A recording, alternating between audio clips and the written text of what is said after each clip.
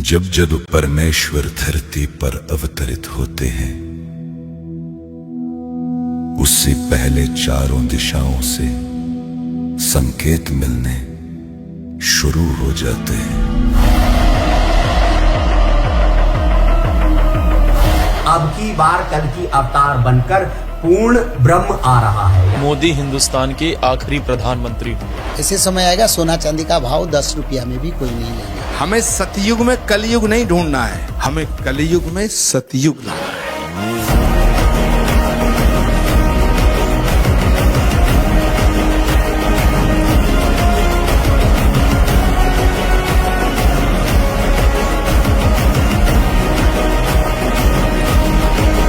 बच्चे बर्बाद हो रहे, स्कूल की पढ़ाई खत्म होने लग रही, पीने का पानी नहीं है, वो तो सूद ले लो आके न।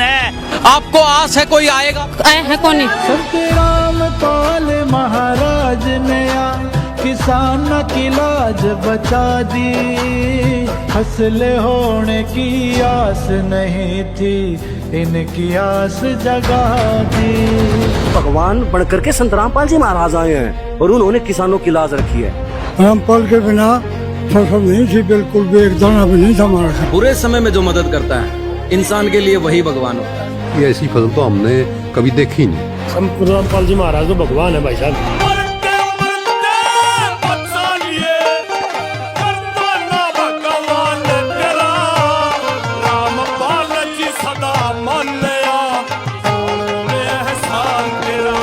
स्वयं सृष्टिकर्ता भगवान एक ही स्थान पर छुपकर बैठे होंगे। ना समझ दुनिया उस हरि पर भी झूठा दोष लगावेगी। संत रामपाल महाराज जी 5-5-6 फीट पानी को 350 से ज्यादा गांव के अंदर पी गए। उजड़ गए थे खेत तने वे सारे बसा लिए, बचा लिए, बचा लिए, जगत गुरु बसा दिए। ये उस महाघोषणा का आरंभ है कि कलयुग में ही सतयुग का प्रभात हो गया है।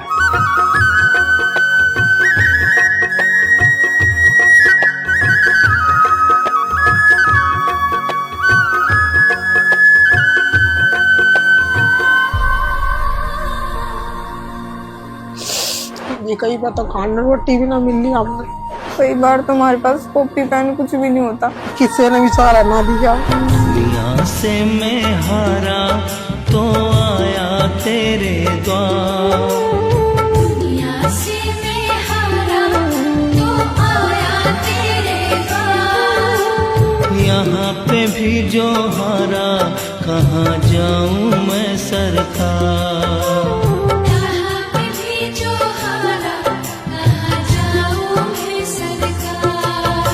संत रामपाल जी ने मुझे नया जन्म दिया गया है, इस चीज के लिए बहुत बहुत धन्यवाद करती हूँ। किसी ने भी साथ में दिया ना, परमात्मा ने दिया मेरा। बहुत सुंदर महल बनाया उन्होंने। प्रभु सब में समभाव विराजे, प्रभु सब में समभाव विराजे, सबका करे उद्धार बरस रहे, प्रभु की कृपा अपार बरस रहे, प्रभु की कृपा अपार। देखिए स्पेशल वीडियो 14 मार्च 2026 शनिवार को दोपहर 12 बजे से कलयुग में सतयुग की शुरुआत भाग 5 फैक्टफुल डिबेट्स यूट्यूब चैनल पर। संत रामपाल जी महाराज एक ऐसे महान संत जिन्होंने अपनी सतभक्ति, तत्व ज्ञान, करुणा और सेवा के बल पर समाज में नई मिसाल कायम की है। संत रामपाल जी महाराज की अगुवाई में उनके सभी सतलोक आश्रमों से समाज कल्याण के अद्भुत कार्यों ने समाज को सुनहरे भविष्य की एक नई उम्मीद दिखाई है। संत रामपाल जी महाराज से नाम दीक्षा लेने के बाद लाखों लोगों की लाइलाज बीमारियां जैसे कैंसर, एड्स आदि ठीक हुई। संत जी के ज्ञान से प्रेरित होकर उनके अनुयायियों ने लाखों यूनिट रक्तदान किया। संत जी ने लाखों बहन बेटियों का दहेज मुक्त विवाह करवाया।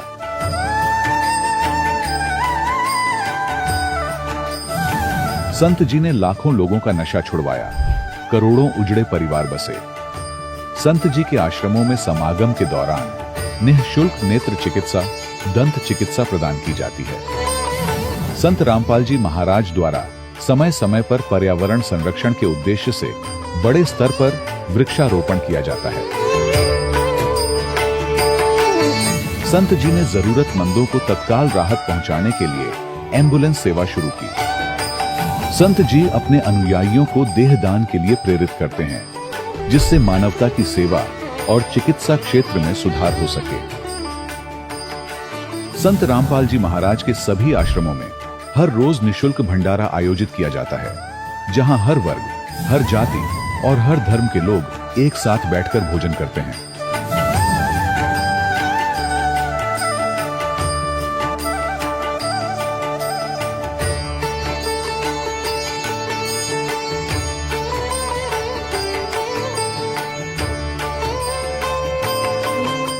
संत रामपाल जी महाराज की अन्नपूर्णा मुहिम ने गरीब और बेसहारा लोगों के जीवन में एक नई ऊर्जा और उम्मीद को जन्म दिया है।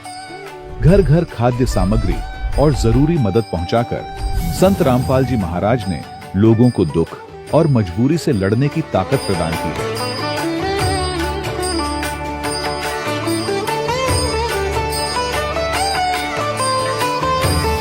संत रामपाल जी महाराज द्वारा गरीब लोगों के लिए घर बनवाने का अद्भुत कार्य एक ऐसी मिसाल कायम कर रहा है जो सदियों सदियों संत जी की उदारता और दया भावना के तौर पर जाना जाएगा।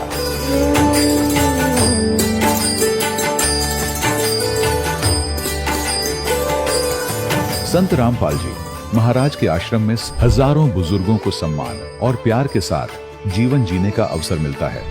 उनके खाने, रहने और स्वास्थ्य की पूरी जिम्मेदारी संत रामपाल जी महाराज उठाते हैं।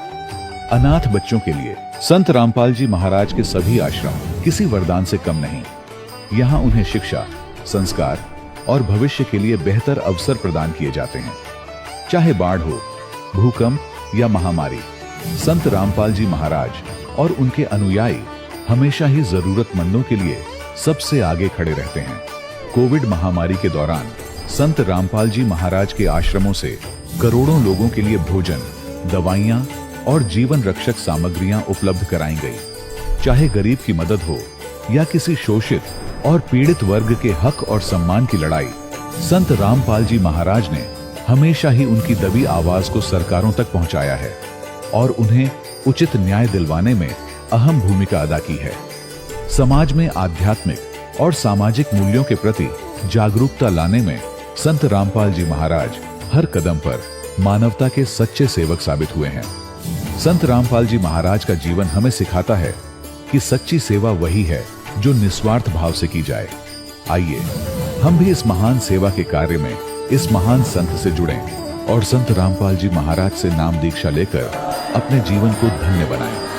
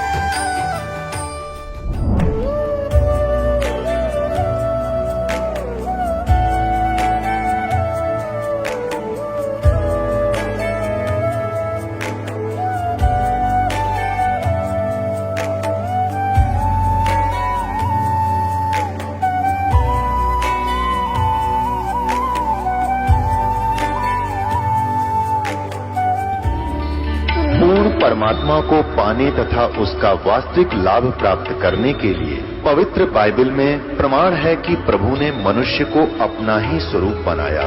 6 दिन में सृष्टि रचकर 7वें दिन विश्राम किया। कुरान शरीफ में प्रमाण है कि हजरत मोहम्मद को खुदा स्वयं कह रहे हैं कि मैंने तुम्हें उस परमात्मा की महिमा बताने के लिए भेजा है। वो परमात्मा कबीर है जिसने 6 दिन में सृष्टि रची तथा 7वें दिन तख्त पर जा विराजा। उसकी खबर किसी बाखबर से पूछकर तो देखो। कृपया अवश्य सुनिए जगत गुरु तत्वदर्शी संत रामपाल जी महाराज के अमृत वचन। सत साहिब दर्शकों, जब एक आम इंसान अपने जीवन में सुख और शांति की तलाश में सभी देवी देवताओं की भक्ति करता है, व्रत उपवास और तमाम तरह की साधनाएं अपनाता है और फिर भी उसे न शारीरिक सुख मिलता है न मानसिक शांति, तब उसका ईश्वर के प्रति विश्वास डगमगाने लगता है। वह अंदर ही अंदर खुद से सवाल करने लगता है कि क्या मेरी यह भक्ति साधना शास्त्रों के अनुसार है भी या नहीं। दर्शकों, कुछ ऐसी ही कहानी थी नेपाल के रहने वाले सुमन जी की। सुमन जी ने बचपन से ही मंदिरों में दर्शन, व्रत उपवास, कीर्तन, हवन, हर भक्ति मार्ग अपनाया, लेकिन हर बार मिला तो सिर्फ दुख और निराशा। लेकिन दर्शकों, आज सुमन जी का कहना है कि मेरा जीवन तब बदला जब मुझे संत रामपाल जी महाराज द्वारा लिखित पुस्तक ज्ञान गंगा मिली। दर्शकों, आखिर संत रामपाल जी महाराज ने ज्ञान गंगा पुस्तक में ऐसा क्या लिखा है कि जो भी इस पुस्तक को पढ़ता है वो उन्हीं का हो जाता है। आखिर इसके पीछे की सच्चाई क्या है? आइए सुनते हैं सुमन जी की कहानी, उन्हीं की जुबानी। सर नमस्कार। सत साहिब जी। सर क्या नाम है आपका? सुमन दास। कहाँ से आए हैं आप? नेपाल, काठमांडू से। सर क्या काम करते हैं आप? मैं अभी मेरा दुकान है, डेयरी पसल है, दूध दही मोई। पहले मैं फिल्म भी बनाता था, नाटक, ऐसा काम करता था। संत रामपाल जी महाराज की शरण में कैसे आए? ज्ञान गंगा किताब जो पुस्तक मैंने पढ़ा, वो पढ़ने के बाद मुझे पहले तो धक्का लगा, ये क्या लिख रहे हैं।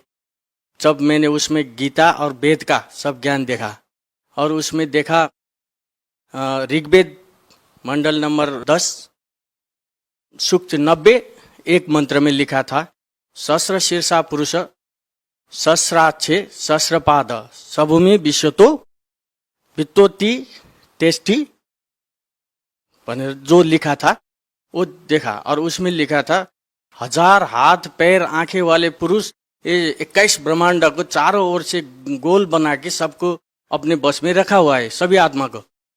अरे ये लिखा है वेद में, तो ये कौन है? और वो गीता में मिला। गीता में क्या मिला? अर्जुन को विराट स्वरूप दिखाते हुए जो कृष्ण भगवान के शरीर में बोल रहा था मैं काल हूँ, और उसको अर्जुन बोल रहे थे हे सहस्र बाहु, हे 1000 हाथ वाले, आपके दारों से सब ऋषि मुनि सबको चाहे आप खा रहे। तब पता लगा हाँ वो काल भगवान बोल रहा है। हाँ वो सब देख लिया, वेद में सब वेद का सब देख लिया। उसमें कबीर कबीर कबीर लिखे गुरु महाराज संत रामपाल जी महाराज ने। और ये सब देखने के बाद, गीता को देखने के बाद मुझे बहुत विश्वास हुआ कि परमात्मा तो कबीर ही है। और कबीर परमात्मा ने कहा है मेरा संत आएगा, वो मेरा अंश भेजूंगा और सब पंथ को एक करके सबको एक बनाएगा। और वो समझ के मैं विश्वास के साथ संत रामपाल जी महाराज के पास नाम दीक्षा लेने के लिए आए। सर संत रामपाल जी महाराज से नाम दीक्षा लेने से पहले आप किन देवी देवताओं की भक्ति करते थे?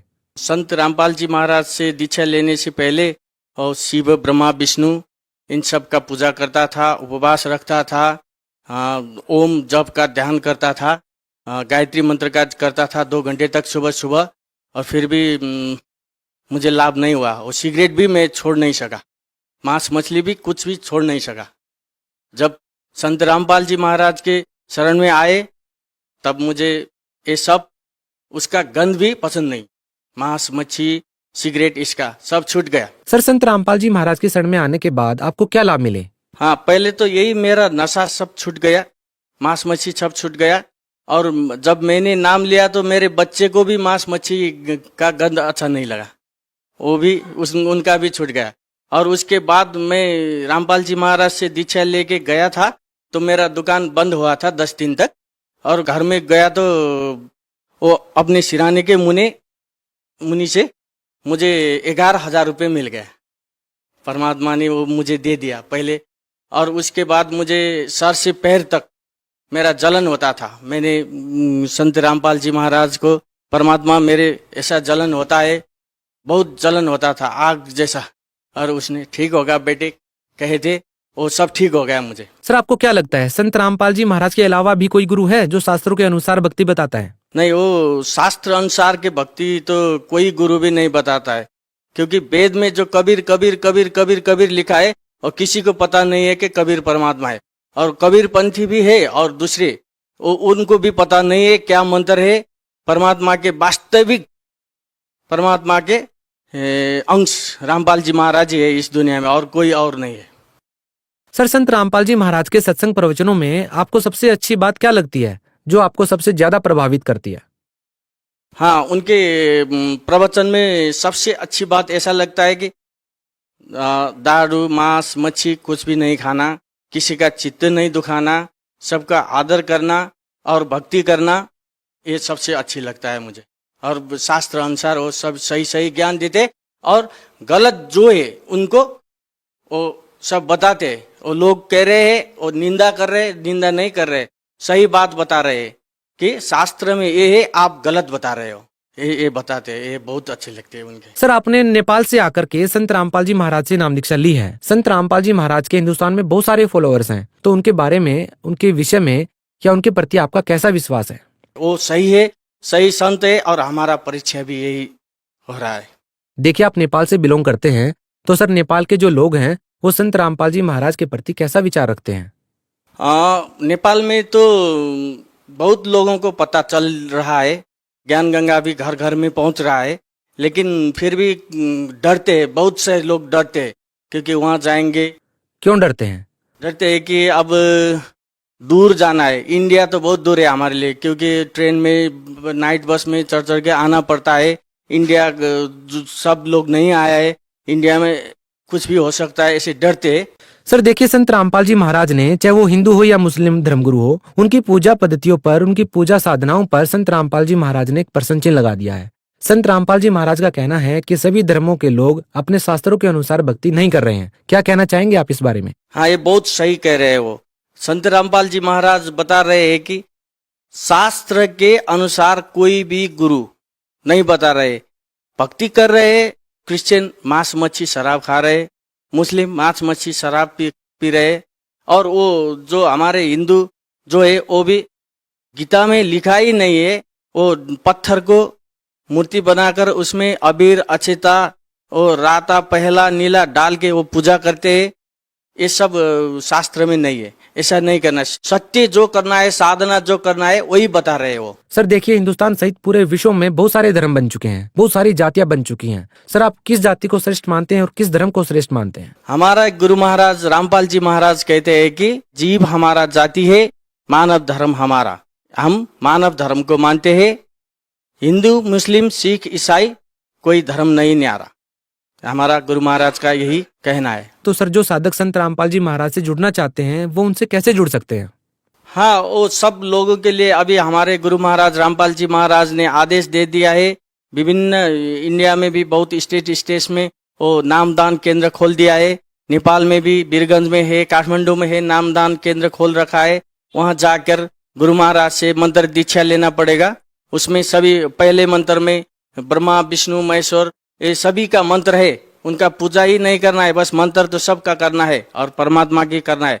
ऐसा नामदान उपदेश लेकर वो अपना कल्याण करा सकते हैं नामदान केंद्र में जाके। जी बहुत बहुत धन्यवाद। सत साहिब। दर्शकों, अभी आपने सुने संत रामपाल जी महाराज से दीक्षा प्राप्त करके सुखी हुए भक्त के अनुभव। अब देखिए जगत गुरु तत्वदर्शी संत रामपाल जी महाराज के मंगल प्रवचन। जा दिन की मोए डरनी लागे, जा दिन की मोए डरनी लागे, ये लज्जा रयक नाही रे संतो, यो सौदा फिर नाही, यो सौदा फिर नाही रे संतो, यो सौदा फिर नाही। कुल परिवार तेरा सकल कबीला, कुल परिवार तेरा सकल कबीला, मसलत एक ठहराई रे संतो, यो सौदा फिर नाही, यो सौदा फिर नाही रे संतो, यो सौदा फिर नाही। बांध पिंजड़ी आगे धर लिया, बांध पिंजड़ी आगे धर लिया, फिर मरघट को ले जाई रे संतो, यो सौदा फिर नाही, यो सौदा फिर नाही रे संतो, यो सौदा फिर नाही। अग्नि लगा दिया जद लंबा, अग्नि लगा दिया जद लंबा, फूक दिया उस ठाही रे संतो, यो सौदा फिर नाही, यो सौदा फिर नाही रे संतो, यो सौदा फिर नाही। पुराण बांध फिर पंडित आए, पुराण बांध फिर पंडित आए, पाछे गरुड़ पढ़ाई रे संतो, यो सौदा फिर नाही, यो सौदा फिर नाही रे संतो, यो सौदा फिर नाही। नरसेती तू पशुआ कीजे, नरसेती तू पशुआ कीजे, गद्दा बैल बनाई रे संतो, यो सौदा फिर नाही, यो सौदा फिर नाही रे संतो, यो सौदा फिर नाही। ये 56 भोग कहाँ मन बोरे, 56 भोग कहाँ मन बोरे, कहीं कुरडी चरने जाई रे संतो, यो सौदा फिर नाही, यो सौदा फिर नाही रे संतो, यो सौदा फिर नाही। प्रेतशिला पे जा बिराजे, प्रेतशिला पे जा बिराजे, पितरों पिंड भराई रे संतो, यो सौदा फिर नाही, यो सौदा फिर नाही रे संतो, यो सौदा फिर नाही। बोहर श्राद्ध खान को आए, बोहर श्राद्ध खान को आए, काग बहे कलमाही रे संतो, यो सौदा फिर नाही, यो सौदा फिर नाही रे संतो, यो सौदा फिर नाही। जय सतगुरु की संगत करते, जय सतगुरु की संगत करते, ये सकल कर्म कट जाई रे संतो, यो सौदा फिर नाही, ये सौदा फिर नाही रे संतो, यो सौदा फिर नाही। सुरत नृत मन पवन पियाना, सुरत नृत मन पवन पियाना, शब्द शब्द समाई रे संतो, यो सौदा फिर नाही, यो सौदा फिर नाही रे संतो, यो सौदा फिर नाही। गरीबदास गलतान महल में, गरीबदास गलतान महल में, मिले कबीर गोसाई रे संतो, यो सौदा फिर नाही, यो सौदा फिर नाही रे संतो, यो सौदा फिर नाही। अब परमात्मा ने आके क्या याद दिलाया हमारे को, मनुष्य जीवन का मिलना और पुण्यात्माओं, ये वो भक्ति योग, ये मोक्ष टाइम है, मोक्ष समय, मनुष्य जीवन का मिलना और तत्वदर्शी संत की प्राप्ति, और इस समय में वो जीवन। पुण्यात्माओं, आपको मालूम नहीं, आप तो बच्चे हो, ये दास इस मार्ग का मास्टर है, इस मार्ग का डॉक्टर है। डॉक्टर को पता होता है कि कितना सौभाग्य है इन बच्चों का जो इस हॉस्पिटल में आ गए। ये वो हॉस्पिटल है पुण्यात्माओं, विश्व में एकमात्र जहां पर जन्म मरण के रोग का कंप्लीट क्योर होता है, कंप्लीट ट्रीटमेंट है। और सभी पुण्यात्माएं इसी रोग से ग्रस्त हैं, इंक्लूडिंग ब्रह्मा विष्णु महेश जी तक, दुर्गा तक, ब्रह्म सरपुरुष तक और परब्रह्म अक्षर पुरुष तक इसी जन्म मरण के इस दीर्घ रोग से ग्रस्त।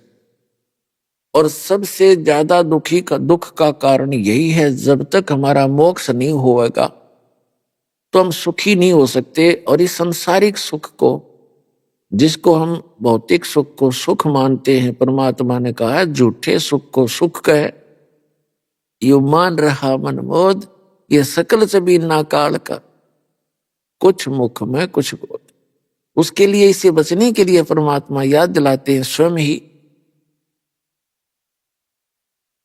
और वो पुण्यात्माओं, जब तक आप इस अध्यात्म ज्ञान से परिचित नहीं होते तब तक आप ये समझ नहीं पाते कि कौन पूर्ण संत है और कौन पूर्ण परमात्मा है। पूर्ण संत और पूर्ण परमात्मा का नुमाइंदा होता है ये दोनों आपको जब उपलब्ध हो जाते हैं तो आपके पुण्य कर्मों की कोई कमी नहीं। पूर्व जन्म के पुण्य कर्म दो प्रकार के होते हैं। एक तो जिन्होंने पिछले जन्मों में धर्म ज्यादा कर रखा हो, भक्ति पुण्य जो होते हैं, भक्ति के जो शुभ कर्म जिनको कहते हैं, दो प्रकार के होते हैं। एक तो जिसने पूर्व जन्म में बहुत ज्यादा धर्म कर रखा है, दान धर्म कर रखे हैं और भक्ति भी कर रखी है, और एक ने भक्ति भी कर रखी है लेकिन पुण्य ना बने पिछले जन्मों में। तो आज एक तो सेठ बना हुआ है, गाड़ियों में चलता है, और उसको भी ये भक्ति प्राप्त होगी। सतलोक आश्रम बरवाला जिला हिसार हरियाणा वाली। और साथ में एक बिल्कुल गरीब मजदूर व्यक्ति है और उसको भी यहाँ शरण मिल गई। तो उनके जो भक्ति सतर के यानी पिछले जन्म के जो नाम की कमाई तो दोनों की एक जैसी है, सिर्फ केवल अंतर है उस पिछले जन्म के किए हुए धर्म दान धर्म का वो कमी। तो वो कमी आनी नहीं करती प्राणी। वो है तो कोई दिक्कत नहीं, ना है तो भी कोई आवश्यकता नहीं।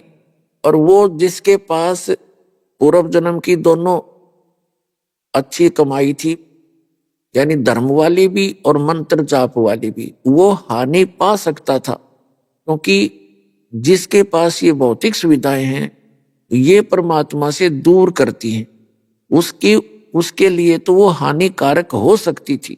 लेकिन जिसके पास ये पूर्व जन्म के पुण्य नहीं थे उसको तो कष्ट ही कष्ट आने थे जो संसारिक कष्ट हम मानते। तो उन कष्टों के आने से फिर वो कोशिश करता है कहीं मुझे धन मिले ताकि मैं सुखी हूं। तो उस धन की प्राप्ति के लिए वो परमात्मा की ही तरफ में निकल जाता है। तो वो सतमार्ग पर शीघ्र आ जाता है क्योंकि वो भटक रहा होता है धन के लिए। और जिसके पास सारी सुविधाएं हैं भौतिक, वो ट्राई नहीं करता, वो सिर में दर्द नहीं करता ज्यादा। ठीक है, मौज माच रही है, भगवान ने फिर देख लेंगे, या उसके अंदर भी प्रेरणा परमात्मा की रहती है और फिर घर पर ही जंतर मंतर करता रहता किसी से सुन सुना के। तो उसका दुर्भाग्य हो सकता था। लेकिन दोनों का ही पुण्य है, पुण्यभागी हैं जो दोनों गरीब भी और वो अमीर भी यहां आ गए। और दुर्भाग्य उनका जो गरीब भी हैं और अमीर भी हैं और यहां नहीं आ रहे, तो दुर्भाग्य उनका। तो आपका जो सौभाग्य है, आपके पुण्य कर्म है, वो कलम तोड़ हैं। धन्य आपके माता पिता जिनसे जन्म हुआ, आपको ऐसे समय में मनुष्य जीवन मिल गया और ये सच्चा मार्ग मिल गया। एक सांस की कीमत कितनी बताते हैं। तो इस प्रकार आपका सौभाग्य पुण्यात्माओं के आप परमात्मा के चरणों में आगे। तो यहाँ क्या याद दिलाया जाता है कि ये सौदा फिरना ही संतो, यो सौदा फिरना ही। सौदा मीन जैसे कोई व्यक्ति 5-10 लाख रुपए लेकर के और दूसरे शहर में जाता है, वहां किराए पर धर्मशाला में या होटल में कहीं रेस्टोरेंट में कोई कमरा बुक करा के रहता है, फिर वहां अपना बिजनेस करता है। जो पैसा वो लेकर गया है उससे कोई माल खरीदता और बेचता है, तो वो सही काम कर रहा है।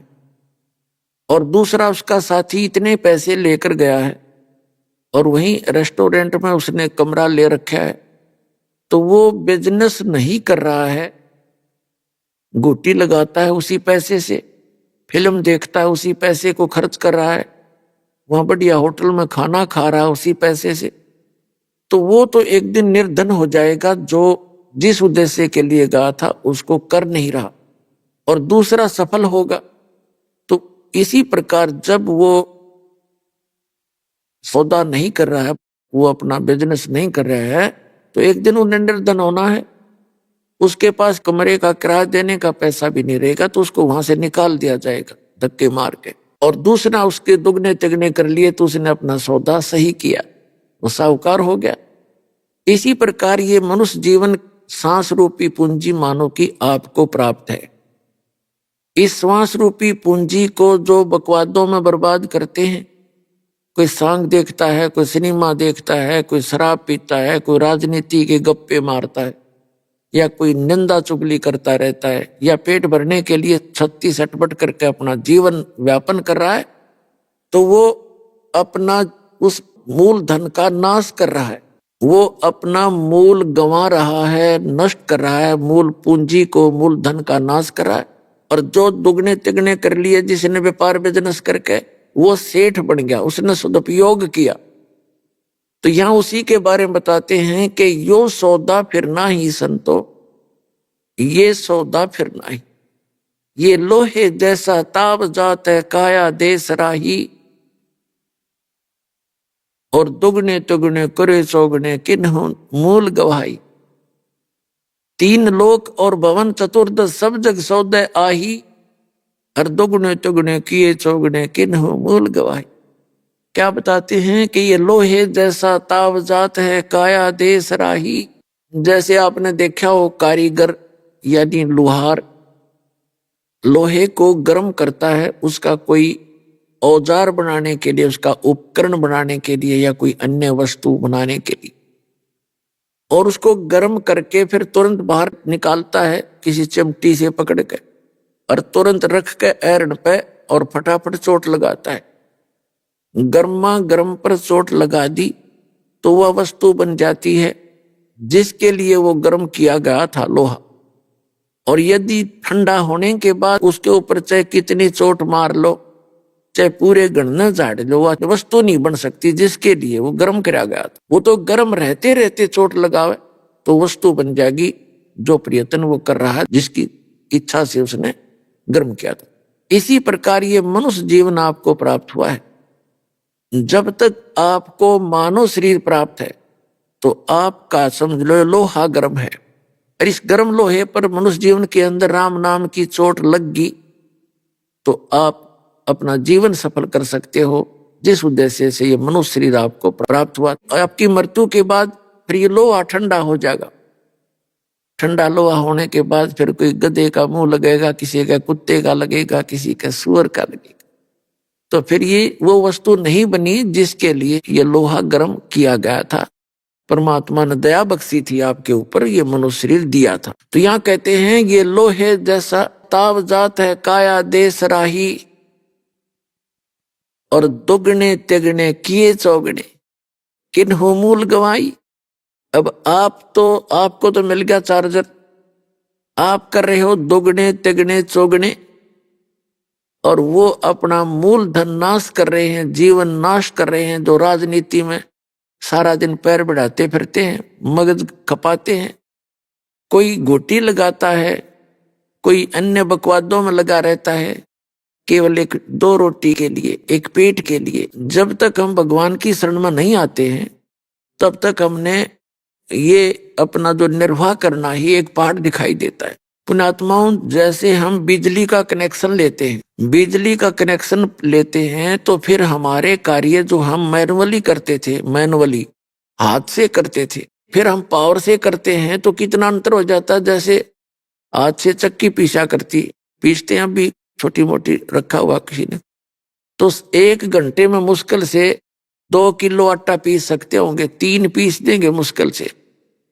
और जब पावर अपना काम करेगी, यानी बिजली की चक्की लगा ली, और फिर देखो 1 घंटे में मनमाने 1 क्विंटल न काट दे, और हाथ लाना नहीं, बैठे बैठे देखना होता है। तो इसी प्रकार परमात्मा की शरण हम इसलिए खोजते हैं, परमात्मा की उस पावर का कनेक्शन इसलिए लेते हैं। हमारे जो दैनिक कार्य हैं, जैसे बिजली ने सुविधा दे दी, ऐसे परमात्मा की पावर से अपने आप होने लगेंगे। हम तो देखेंगे उनको फिर। तो जब तक हमें पूर्ण परमात्मा नहीं मिलते, जब तक हमें वो पूर्ण पावर नहीं मिलती और उस पावर का कनेक्शन देने का अधिकारी नहीं मिल रहेगा, तब तक हम इस सांसारिक कष्टों से जूझते रहते हैं, कोशिश भी करते हैं अपने सतर की, लेकिन हम फिर भी दुखी ही रहते हैं। क्योंकि जो काम पावर करती है वो हम अपने हाथ से, मनुष्य सतर से नहीं कर पाते। इसलिए उस परमात्मा की शक्ति के कनेक्शन की आवश्यकता पड़ती है, और कनेक्शन मिलता है संत से, क्योंकि वो संत दोनों काम करे। एक लाइनमैन का भी, अरे वो खुद भी चलता फिरता पावर हाउस होता उस परमपिता परमात्मा का। अब जैसे हमारा मूल जो पावर हाउस है वो भाखड़ा डैम है या कोई और थर्मल प्लांट है, उससे आगे फिर छोटे पावर हाउस होते हैं। उन छोटे पावर हाउसों से गांव में, नगर में, शहर में आपको वो बिजली मिलती है, कनेक्शन मिलता है पावर का। जो आपके गांव के निकट जो पावर हाउस है उसका कनेक्शन मेन पावर हाउस से होता है, तभी उसमें वो पावर आती है।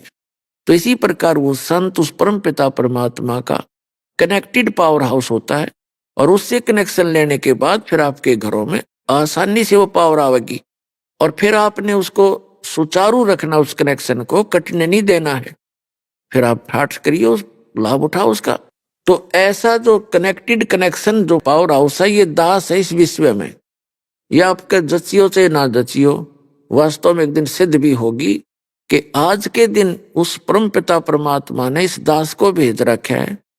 ये सब प्रमाण भी हो गए और सब सदग्रंथों से भी बात सत्य होगी कि इस दास के अतिरिक्त वो सत भक्ति नहीं है।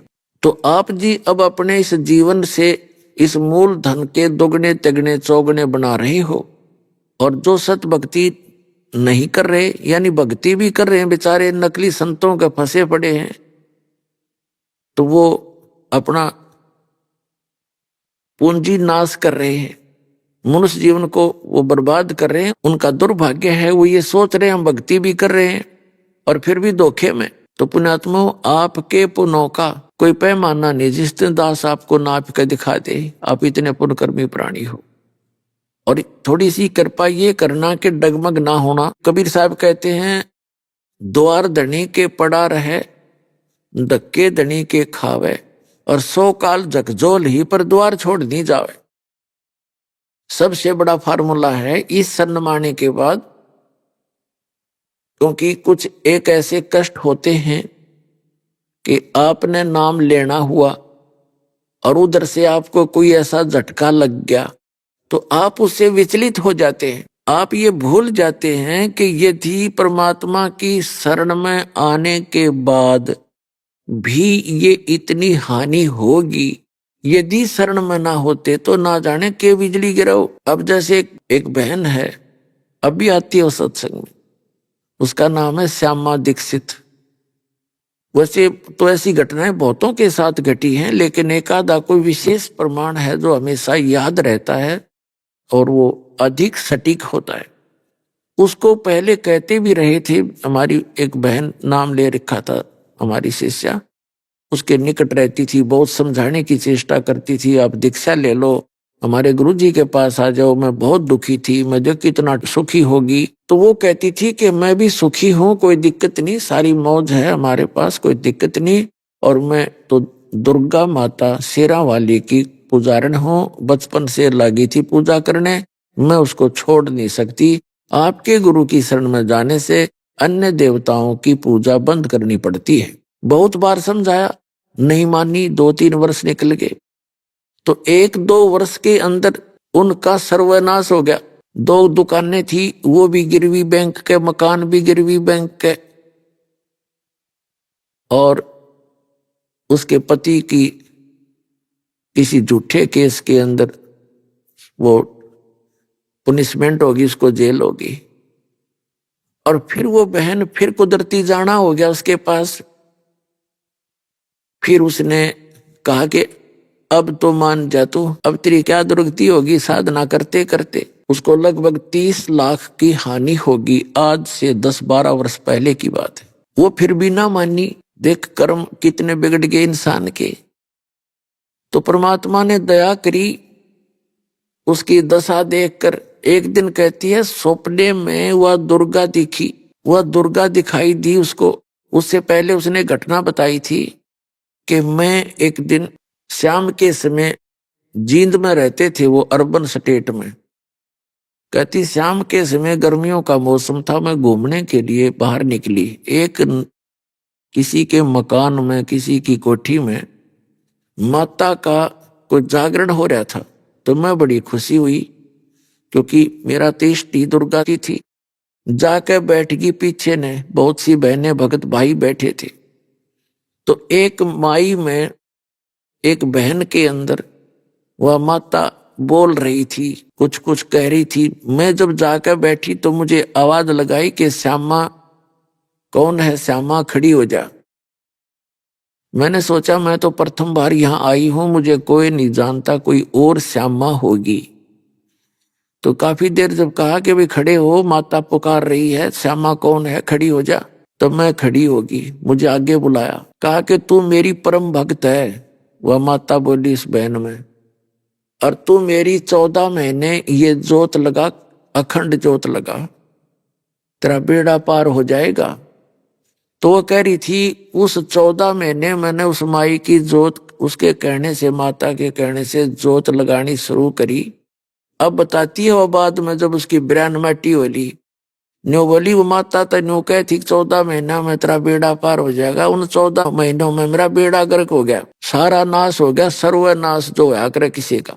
तो फिर एक दिन वो हमारी जो शिष्या थी बहन, वो फिर गई उसके पास, कहने लगी अब तो मान जा तू। फिर भी ना मानी, न्यू बोली नहीं, माता नहीं छोड़ सकती चाहे कुछ हो जा। अब परमात्मा ने दया करी, वो दुर्गा दिखाई दी उसको स्वप्न में, और कहने लगी श्यामा तेरा जो कष्ट था प्रारब्ध में लिखा हुआ था तेरे किस्मत में, इसको काटना मेरे बस की बात नहीं थी, और तू वहां चली जा। इस दास का नाम लेकर कहा कि वो कबीर परमात्मा के परम संत हैं, और कबीर परमात्मा तेरा दुख निवारण कर सकता है, तू तेरी जान बच सकती है, तू पुनः स्वस्थ हो सकती है, सारा काम तेरा ठीक हो सकता है। अगले दिन वो उस बहन को ढूंढती फिरे जो उसको बार बार कहा करती थी, स्वयं गई उसके घर पे और कहा बहन आज मैं आपके गुरु जी से उपदेश लूंगी, कबीर साहब की शरण ग्रहण करूंगी। तो वह बहन तो पहले चाह थी, किसने आना तो है, बिरान माटी करवा का आ गया, चलो शुक्र है। बड़ी खुश हुई कि चल, पहले हमारे एक आश्रम था छोटा सा जींद में, वहां रहा करते थे। तो वहां मैं बाहर सत्संग करता था, गांव गांव में जा करके, तो कभी सत्संग ना होते तो वहां जाता था, या संडे को सत्संग करता था, उस संडे के दिन वहां आश्रम में जाता था, बाकी समय बाहर ही सत्संग करता रहता था। मैंने जिस दिन जाना था उस दिन मैं नहीं जा पाया आश्रम में, कोई और काम हो गया मेरे को सत्संग का। तो वो 3 दिन से इंतजार करती हुई मिली मुझे, और वो पहले भी आई थी मेरे पास, वो बहन के कहने से।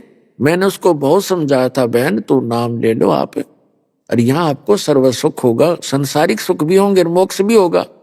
तो वो आना कानी करके चली गई थी, ने बोली जी मैं देवी को नहीं छोड़ सकती, आपकी सारी बात सही है। तो फिर वो जब मैं पहुंचा उस दिन, वो इंतजार करती पाई, बताया कि ऐसे ऐसे ये बहन दीक्षा लेने आई। तो मैंने उससे पूछा माँ बहन अब क्या बात होगी, अब कैसे समझ में आ गई तेरे ये बात, कैसे रजा हुई भगवान की। तब जो बहन उसको लाई थी हमारी शिष्या, वो बताने लगी जी इसका सर्वनाश हो लिया।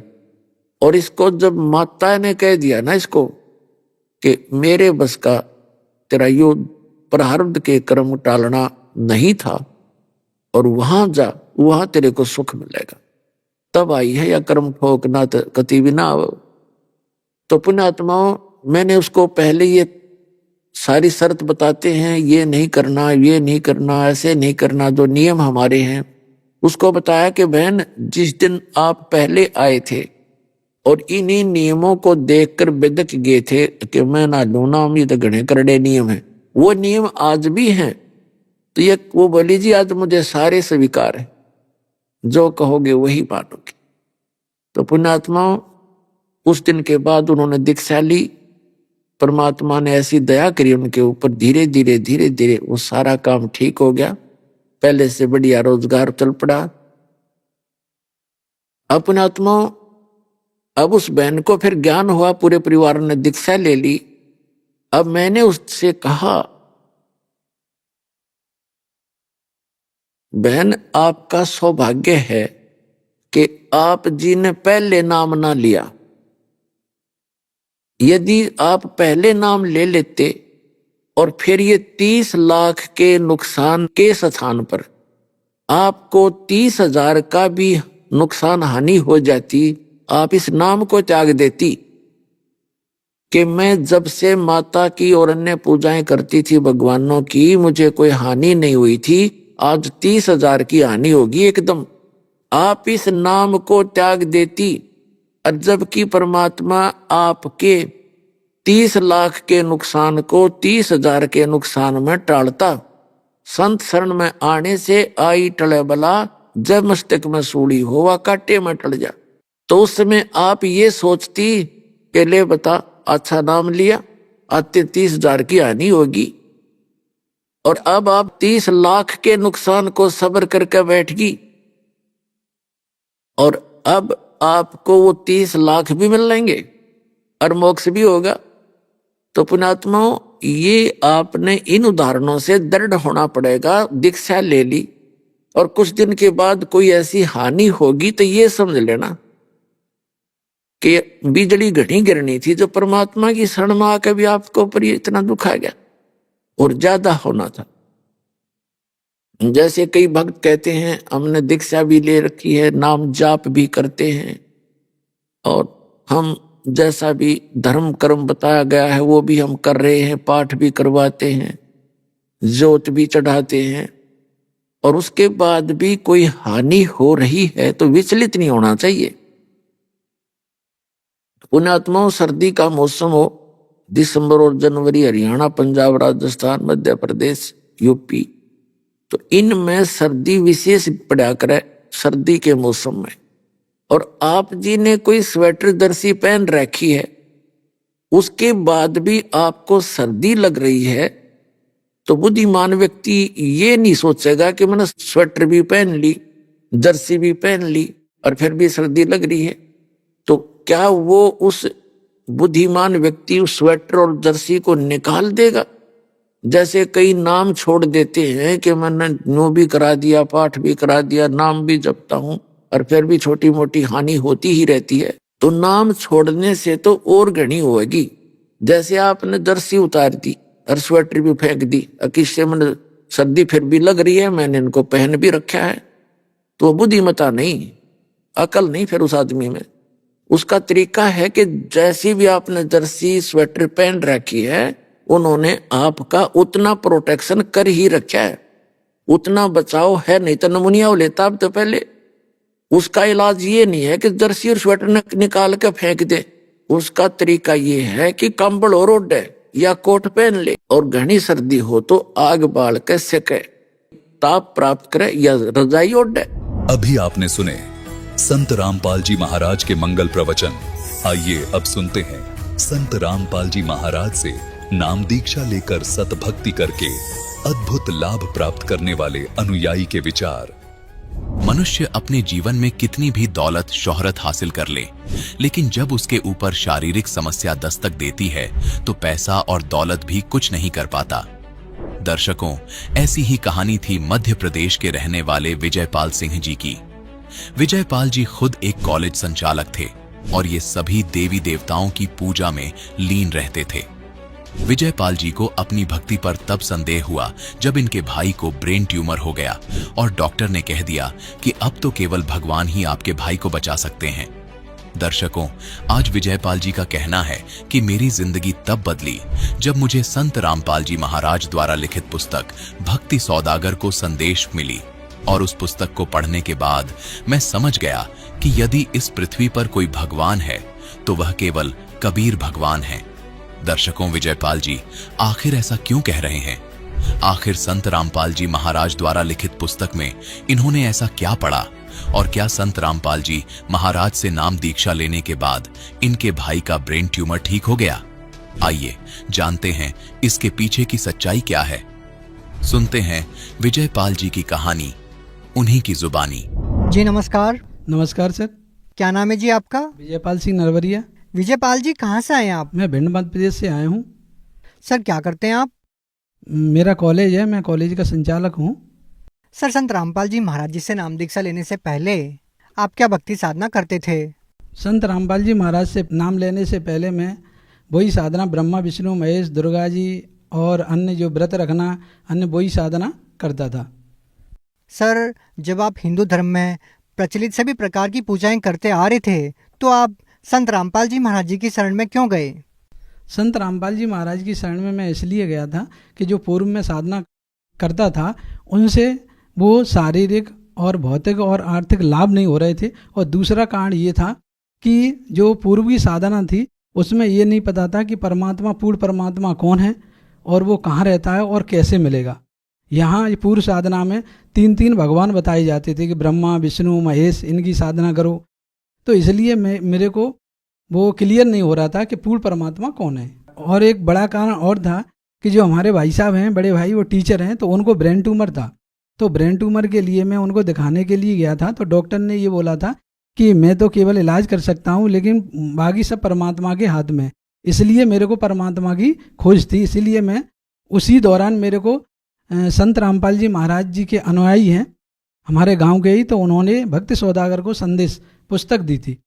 तो उस पुस्तक को पढ़ करके मैं संत रामपाल जी महाराज के आश्रम गया और नाम दीक्षा ली। सर, जैसा कि आपने बताया कि आपको परमात्मा की खोज थी और आपके बड़े भाई साहब को काफ़ी सारी प्रॉब्लम थी, तो फिर आप संत रामपाल जी महाराज जी की शरण में गए। तो सर, हम आपसे ये जानना चाहेंगे कि संत रामपाल जी महाराज जी की शरण में जाने के बाद आपकी जो परमात्मा पाने की तलाश थी और आपके जीवन में जो कठिनाइयाँ थी, क्या वो दूर हुई? हाँ, संत रामपाल जी महाराज की आश्रम में जाकर नाम दीक्षा हमने ली। नाम दीक्षा लेने के बाद हमने अपने भाई को भी नाम दीक्षा दिलवाई। सर जी, वो हमारे बड़े भाई हैं, तो उनको ब्रेन ट्यूमर था। तो ब्रेन ट्यूमर के लिए हमने पहले आगरा उनको दिखाया, RC मिश्रा जी के यहाँ पर। फिर उसके बाद उन्होंने उनकी जांच की। फिर जब रिपोर्ट आई तो फिर हम उनको लेके गए वहाँ पर दिल्ली एम्स हॉस्पिटल में। जब एम्स हॉस्पिटल में दिखाया उनको, तो उन्होंने 11 महीने का समय दिया ऑपरेशन के लिए। तो हमने फिर उसके बाद उनको सेंट स्टीवन हॉस्पिटल में दिखाया। वहाँ जब दिखाया तो डॉक्टर ने बोला कि इनका ऑपरेट होगा, इनकी 3rd स्टेज चल रही है। और उस समय हमने जब वहाँ दिखाया तो ऑपरेशन के लिए डॉक्टर ने बोला, जब हमने फिर उनका वहाँ ऑपरेशन कराया, लेकिन डॉक्टर ने ये बोला था कि इनका एक हाथ भी पैरालाइज हो सकता है और उनकी याददाश्त भी जा सकती है। तो उस ऑपरेशन कराने के समय ही उसी दौरान संत रामपाल जी महाराज जी के शिष्य हैं, वो पुस्तक लेके आए अपने गुरुजी की भक्ति सौदागर को संदेश, और उस पुस्तक को उन्होंने हमको दिया और उन्होंने बोला कि आप इस पुस्तक को पढ़ो और उस संत रामपाल जी महाराज से नाम दीक्षा लो, तो आपके ये रोग हैं वो अपने रोग खत्म हो जाएंगे और भी जो समस्याएं आपकी सारी समस्याएं खत्म हो जाएंगी, क्योंकि ये शास्त्र विधि अनुकूल साधना है। तो संत रामपाल जी महाराज की दया से आज वो बिल्कुल स्वस्थ हैं और नाम दीक्षा लेकर भक्ति कर रहे हैं वो। फिर दूसरा लाभ हमको ये हुआ कि जब मैं वहाँ से आया, हॉस्पिटल से आया था दिल्ली से, तो मेरे को पेन होता था थोड़ा थोड़ा राइट लेग में। तो उसके बाद जब मैंने यहाँ पर इलाज कराया, डॉक्टरों को दिखाया, तो उन्होंने ये कहा आपको साइटिका की प्रॉब्लम है। और तो मैंने राजस्थान में भी फिजियोथेरेपिस्ट को दिखाया, अपने भिंड में भी दिखाया, और उसके बाद फिर मैंने आगरा दिखाया न्यूरोलॉजिस्ट को। फिर उसके बाद यहाँ पर हमने ग्वालियर में न्यूरोलॉजिस्ट हैं SL सेंगर जी, उनको भी दिखाया। तो फिर उन्होंने ये कहा कि आपको ऑपरेट कराना पड़ेगा। तो मैंने क्या उसी दौरान फिर संत रामपाल जी महाराज जी से प्रार्थना लगाई कि गुरुजी हमारे साथ ऐसा ऐसा हो गया है और मेरे डॉक्टर बोल रहे हैं कि आपको ऑपरेट करना पड़ेगा। तो जब मैं आश्रम में जाके प्रार्थना लगाई तो गुरुजी ने कहा पर परमात्मा दया करेंगे। तो वो भी हमारी जो बीमारी थी वो भी आज बिल्कुल ठीक है। फिर उसके बाद हमको पथरी हो गई थी हमारी किडनी में। तो पथरी हो गई थी तो बहुत भयंकर दर्द होता था उसमें। तो मैंने संत रामपाल जी महाराज जी से मैंने प्रार्थना की कि गुरुजी मेरे को पथरी हो गई है तो आप दया करें। तो गुरुजी ने कहा कि परमात्मा दया करेंगे और सब ठीक हो जाएगा। फिर जब मैं आश्रम से घर लौट करके भिंड आया तो फिर मेरे यूरिन के थ्रू वो जो पथरी थी वो निकल गई और मैं बिल्कुल ठीक हो गया। वो भी मेरे को लाभ हुआ। फिर और आए दिन लाभ होते ही रहते हैं। और आर्थिक लाभ मेरे को ये हुआ कि पहले मैं दूसरे कॉलेज में दूसरी संस्था में जॉब करने के लिए जाता था कि 5,000 रुपये मेरे को मिलते थे। लेकिन जब से मैंने नामदान संत रामपाल जी महाराज से लिया है तो परमात्मा ने मेरे ऊपर इतनी बड़ी दया की है कि आज मेरा खुद का कॉलेज संचालित है और DLED कॉलेज है और एक ITI कॉलेज है। संत रामपाल जी महाराज ने इतनी बड़ी दास के ऊपर दया की है।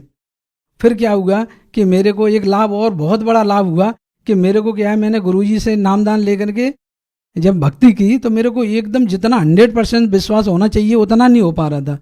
तो क्या है कि गुरुजी जब टीवी पे सत्संग करते हैं तो वो शास्त्रों में मिलान कराते हैं कि देखो जो मैं भक्ति शास्त्र विधि अनुकूल साधना करा रहा हूँ वो बिल्कुल शास्त्रों के अनुकूल है। आप देखो और पढ़े लिखे जो हैं वो देख करके समझ सकते हैं कि वास्तव में संत रामपाल जी महाराज जो भक्ति विधि बता रहे हैं वो शास्त्र अनुकूल है।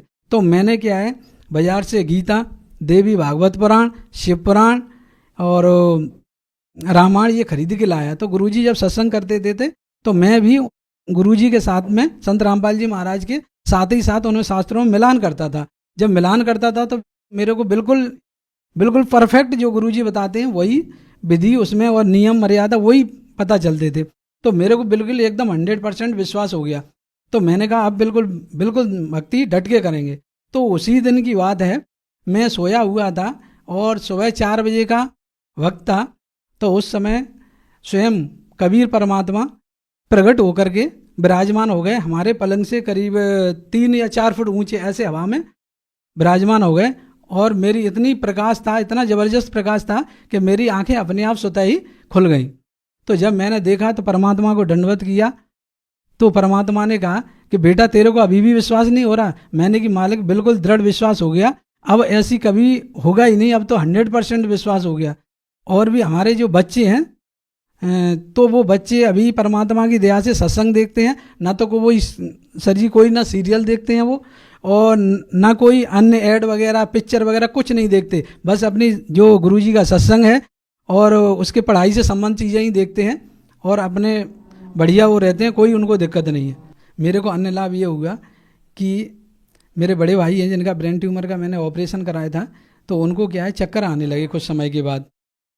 तो और मेरे को भी चक्कर आने लगे। जब हम संत रामपाल जी महाराज के दर्शन करने गए तो संत रामपाल जी महाराज से प्रार्थना की कि गुरुजी हमको और हमारे बड़े भाई हैं ये दोनों को चक्कर आ रहे हैं। तो गुरुजी ने कहा आपने कोई मर्यादा भंग की है तो इसलिए आपको चक्कर आ रहे हैं। तो संत रामपाल जी महाराज ने बोले कि आप जाओ और दोबारा नाम दीक्षा लो और सब ठीक हो जाएगा, परमात्मा दया करेंगे। तो उसके बाद हमने नाम दीक्षा दोबारा ली और उसके बाद आज तक मैं बिल्कुल स्वस्थ हूँ और हमारे बड़े भाई साहब भी बिल्कुल स्वस्थ हैं, उनको कोई दिक्कत नहीं है। एक अन्य लाभ ये और हुआ कि मैं पहले नशा करता था, तो जब से हमने गुरुजी से नाम दीक्षा ली है उस दिन से मेरा बिल्कुल नशा छूट गया है। सर ऐसा आखिर क्या होता है कि जो भी व्यक्ति संत रामपाल जी महाराज जी से नाम दीक्षा लेता है वो नशा छोड़ देता है? सर आप खुद एक टीचर हैं, आप खुद पढ़े लिखे इंसान हैं, आप एक कॉलेज को संचालित करते हैं, तो हम आपसे ये जानना चाहेंगे कि ऐसा संत रामपाल जी महाराज अपने शिष्यों को क्या बताते हैं कि जो भी उनसे नाम दीक्षा लेता है वो नशा छोड़ देता है? सर जी देखो क्या है, संत रामपाल जी महाराज शास्त्र विधि अनुकूल साधना बताते हैं जो हमारे शास्त्रों में बढ़ते हैं। सर जी जब हम नशा करते हैं या कोई भी व्यक्ति नशा करता है तो वो नशा का आदी हो जाता है और इतनी आसानी से वो छोड़ नहीं पाता। लेकिन जब हम संत रामपाल जी महाराज जी से नाम दीक्षा लेते हैं तो सद्भक्ति से वो स्वतः ही अपने आप नशा उनका छूट जाता है। सर आप खुद एक टीचर हैं और आपने बताया कि संत रामपाल जी महाराज से नाम दीक्षा लेने के बाद आपको इतने सारे लाभ मिले, लेकिन सर आज का जो पढ़ा लिखा समाज है वो इन बातों में विश्वास नहीं करता कि किसी संत के आशीर्वाद से या मंत्रों के जाप से इस तरह के लाभ होना संभव है। तो आप उन लोगों को कैसे यकीन दिलाएंगे, कैसे विश्वास दिलाएंगे? मैं उन समाज के सभी लोगों से ये प्रार्थना करूंगा कि जिन लोगों को ये विश्वास नहीं हो रहा है कि ये भौतिक चीज़ों पे विश्वास करते हैं यानी साइंस पे विश्वास करते हैं, उन लोगों से, क्योंकि मैं भी एक साइंस का स्टूडेंट हूँ और मैंने भी साइंस से ही मेडिसिन में बी फार्मा किया है, उसके बाद MSc किया है और मैंने B.Ed किया है, M.Ed किया है। सर भौतिक शिक्षा तो मैंने भी ग्रहण की है और भौतिक शिक्षा से वो लाभ नहीं मिल रहे थे जो आध्यात्मिक शिक्षा से मिलते हैं। तो इसलिए मैंने क्या है कि जो संत रामपाल जी महाराज हैं वो सद्भक्ति बताते हैं, वो शास्त्रों में मिलान करवाते हैं। तो मैंने उन शास्त्रों में मिलान किया, शास्त्रों के लाकर, तो जब मैंने मिलान किया तो मैंने पाया कि बिल्कुल ठीक है, लेकिन फिर भी वो अंदर जो हृदय में उतना नहीं जच पा रहा था कि वास्तव में हाँ इस तरीके से परमात्मा मिल जाते हैं। जब मैं सोया हुआ था तो रात को 4 बजे कबीर परमात्मा स्वयं मेरे बेड के ऊपर विराजमान हो गए। तब उन्होंने बताया कि बेटा अभी भी तेरे को जच नहीं रहा, हृदय में अब जच गया? तो मैंने कहा हाँ परमात्मा बिल्कुल मेरे को जच गया।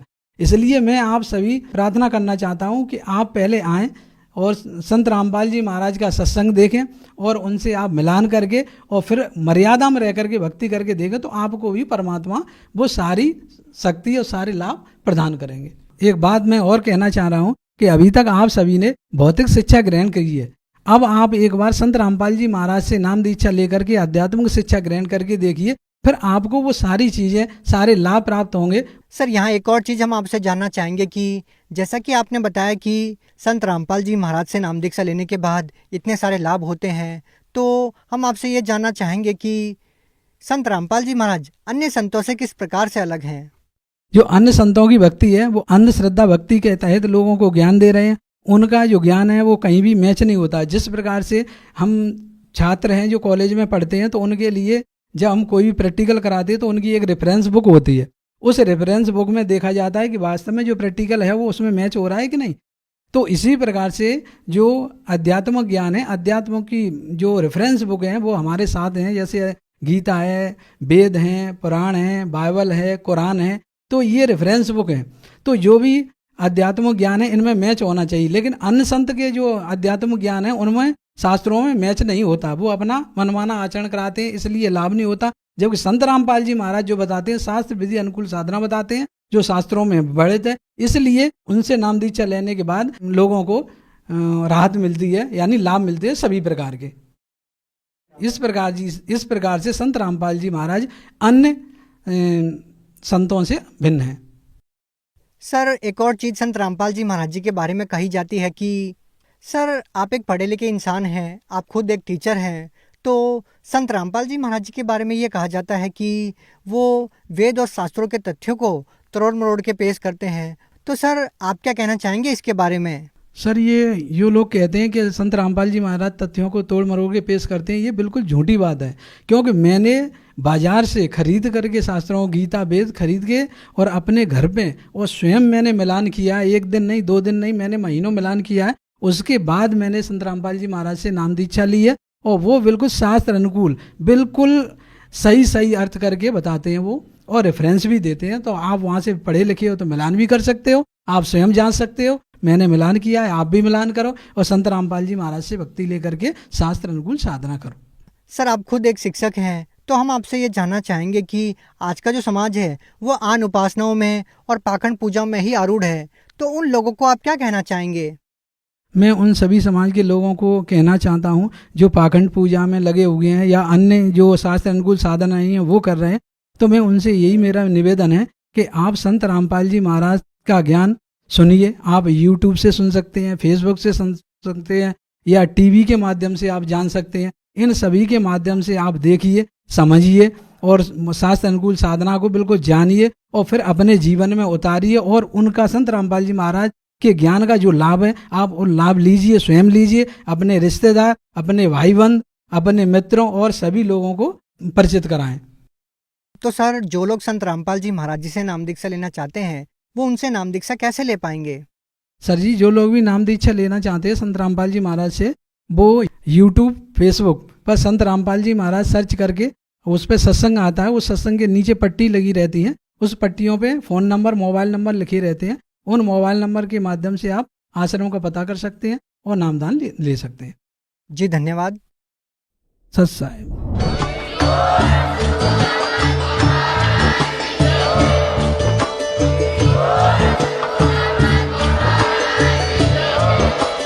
आप सुन रहे थे जगत गुरु तत्वदर्शी संत रामपाल जी महाराज जी के मंगल प्रवचन। अधिक जानकारी के लिए विजिट कीजिए हमारी वेबसाइट www.jagatgururampalji.org। संत रामपाल जी महाराज जी के शुभ आशीर्वाद से पूरे विश्व भर में 500 से भी ज्यादा नाम दीक्षा केंद्र हैं, जिन पर संत रामपाल जी महाराज जी द्वारा ऑनलाइन निःशुल्क नाम दीक्षा दी जा रही है। अपने नजदीकी नाम दीक्षा केंद्र का पता करने के लिए संपर्क करें 8222880541।